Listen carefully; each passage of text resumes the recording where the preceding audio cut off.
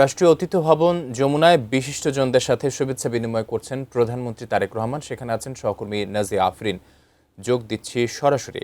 নাজিয়া, ঈদের শুভেচ্ছা আপনাকে, ঈদ মোবারক। আপনি রাষ্ট্রীয় অতিথি ভবন যমুনায় আছেন, তারেক রহমান শুভেচ্ছা বিনিময় করছেন। কি তথ্য আছে আপনার কাছে, কি দেখছেন সেখানকার সার্বিক চিত্র জানাবেন।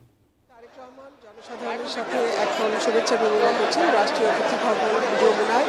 এই আয়োজন করা হয়েছে এবং এই আয়োজনে সকাল থেকেই সর্বস্তরের জনসাধারণ এসেছেন এবং অনেকেই নামাজ আদায় করে ঈদ উল ফিতরের নামাজ আদায় করে তারা এখানে চলে এসেছেন এবং সমাজের বিভিন্ন স্তরের মানুষ, শ্রেণী পেশার মানুষ তারা এখানে এসেছেন প্রধানমন্ত্রী তারেক রহমান তার সাথে দেখা করার জন্য, তার সাথে শুভেচ্ছা বিনিময় করার জন্য।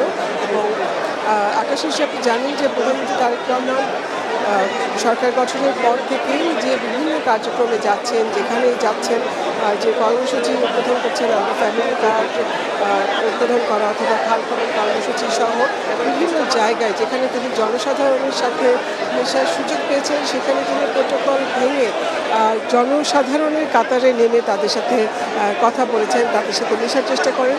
এবং এখানেও আমরা দেখতে পাচ্ছি যে প্রচলিত ধারায় আমরা যেমন ধরনের যে শুভেচ্ছা বিনিময় অনুষ্ঠানটা দেখে থাকি রাষ্ট্রীয় প্রধানদের, তার থেকে অনেকটাই ব্যতিক্রম বলা যায়। সাধারণ মানুষ তারা আসছেন এবং প্রধানমন্ত্রী তারেক রহমান ঠিক 10:30টার দিকে যখন এই রাষ্ট্রীয় অতিথি ভবন যমুনায় কূটনীতিকদের সাথে সাক্ষাৎ করেন, অর্থাৎ শুভেচ্ছা বিনিময় করেন, তাদের সাথে কথা বলার পরে তিনি সাধারণ মানুষের সাথে কথা বলছেন, তাদের সাথে শুভেচ্ছা বিনিময় করছেন।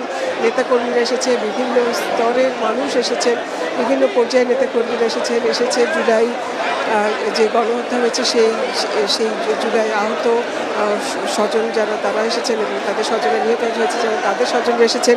এবং দীর্ঘ 17 বছরে গুম খুনের শিকার যে পরিবারগুলো হয়েছে সেই পরিবারের সদস্যরা তারা এখানে আমন্ত্রিত অতিথি হিসেবে আছেন এবং তাদের সবাইকে তিনি সময় দিয়ে তাদের সাথে কথা বলছেন, কুশল বিনিময় করছেন, শুভেচ্ছা বিনিময় করছেন। এবং প্রধানমন্ত্রী তারেক রহমান বিশেষ করে এই যারা গুম খুনের শিকার হয়েছেন, নির্যাতনের শিকার হয়েছেন, সেই পরিবারগুলোর সাথে, তাদের সেই সদস্যগুলোর সাথে তিনি আন্তরিকভাবে কথা বলছেন, তাদের খোঁজ খবর নিচ্ছেন। এবং আপনারা জানেন যে আমরা বিএনপি পরিবার নামে প্রধানমন্ত্রী তারেক রহমান যে সংগঠনটি কার্যক্রম আছে, অর্থাৎ এর মাধ্যমে বিভিন্ন পর্যায়ে সমাজের বিভিন্ন স্তরের মানুষ, যাদের সুবিধা বঞ্চিত মানুষ, যাদের কিছুটা সাহায্য প্রয়োজন এবং চিকিৎসার প্রয়োজন, এই ধরনের মানুষ, সাধারণ মানুষ যার যে কোনো মাধ্যমে তিনি খবর পেলে সেই মানুষগুলোকে তিনি সহযোগিতা করার চেষ্টা করেন, সেই পরিবারগুলোর সাথেও তিনি কথা বলার চেষ্টা করেন। এবং আমরা দেখেছি যে জুলাই যোদ্ধা এবং জুলাই যুদ্ধে যারা আহত হয়েছেন সেই ধরনের সদস্যরাও তারা এসেছেন, তার সাথে কথা বলার চেষ্টা করছেন। এবং সবার একটাই প্রত্যাশা যে প্রধানমন্ত্রী তারেক রহমান তার যে আগ্রহ নিয়ে, যে স্পিরিট নিয়ে তিনি কাজে নেমেছেন, সেই কার্যক্রমটা যদি অব্যাহত থাকে তাহলে নিশ্চয়ই